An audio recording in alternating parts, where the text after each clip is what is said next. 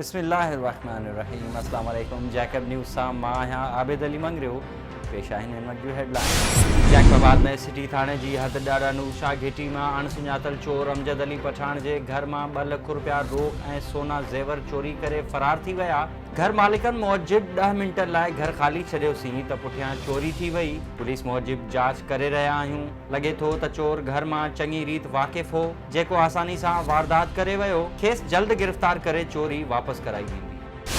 जैकबाबाद में नांग जी कखियल 3 औरतुनि समेत 4 ॼणा सिविल अस्पताल आंदा विया। ॿिनि जो इलाज कयो वियो, 2 ॼणा लाड़काणे मुंतक़िल। नांग जी कखियल औरत मुस्मात भानुल गोरशानी, शमन अली उमरानी, मुस्मात ज़ुबैदा ऐं मुस्मात हीर जखरानी खे सिविल अस्पताल आंदो वियो, जिते डॉक्टरनि पारां मुस्मात ज़ुबैदा ऐं मुस्मात हीर जखरानी जी हालत ॻणती जोगी हुअण सबबि खेनि लाड़काणे मुंतक़िल कयो वियो। जैकबाबाद में 14 अगस्त के हवाले से डेप्यूटी कमिश्नर गजनफर अली कादरी की सरबराही में इजलास। SSP मोहम्मद तारिक नवाज समेत सभी सरकारी इदारन के अमलदारन तोड़े फलाही इदारन की नुमाइंदगी कंदड़न की शिरकत। DC गजनफर अली कादरी पारां सभी ऑफिसर्स के सख्ती से हिदायतूं जारी कई वयूं त 14 अगस्त के सिलसिले में सभी सरकारी ऑफिसन के सिंगारियो वने ऐं लाजमी तौर सभी ऑफिसन मथा पाकिस्तान जो झंडो फड़कायो वने ऐं 14 अगस्त वारे ॾिहाड़े थींदड़ मरकज़ी तकरीब में पंहिंजी हाज़िरी के यकीनी बनायो।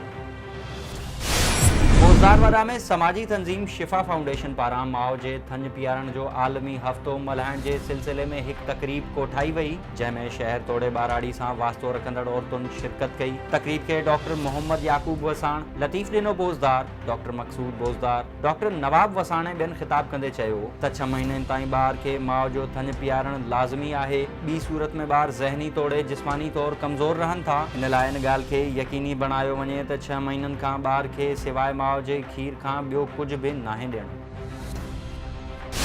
दरिया खान मरी में पीरसन बुढ़ल ख़ास ख़ैली पारां नवाब शाह नौशेरो फिरोज़ रोड ते बीठल गंदो पानी नेकाल न करण ख़िलाफ़ एहतजाज कयो वियो। पीरसन जो चवण हो त एक दुकानदार पारां गंदे पानी जे नेकाल वारियूं नालियूं बंद कराए थला ठाराए छॾिया आहिनि, जंहिं सबब हाणे वार्ड 4 जे रहवासियुनि जे घरनि जो समूरो गंदो पानी रोड ते बीहजी वियो आहे। शिकायतनि बावजूद टाउन चेयरमैन, वाइस चेयरमैन, चूंडियल काउंसलर, टाउन ऑफिसर को भी नोटिस वठण लाइ तैयार न आहे। कमिश्नर शहीद बेनज़ीराबाद के अपील था करियूं त कब्ज़े जो नोटिस वठी गंदे पानी जो निकाल करायो वञे।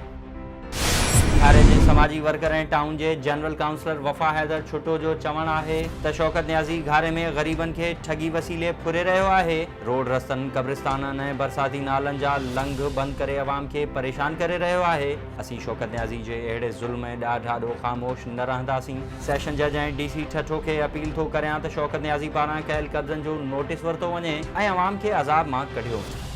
मटियारी में ऑल पाकिस्तान कुरैशी इतिहाद पारां ईद मिलन पार्टी सिंध ऐं पंजाब के मुख़्तलिफ़ शहरन के मुअज़्ज़िज़ीन की शिरकत। ईद मिलन पार्टी जो एहतमाम नईम कुरैशी, वकास कुरैशी ऐं हामिद कुरैशी पारां हाला में नईम कुरैशी की रिहाइशगाह ते कयो वियो, जिते आयल मेहमानन के अजरक ऐं टोपी जा तोहफ़ा पेश कया विया। कुरैशी इतिहाद के अॻवान जो चवण हो त ईद मिलन पार्टी करण जो मक़सद बिरादरी के गॾ करे मसला ॿुधी उन्हनि जो हल ॻोल्हण लाइ जिद्दोजहद करणु आहे।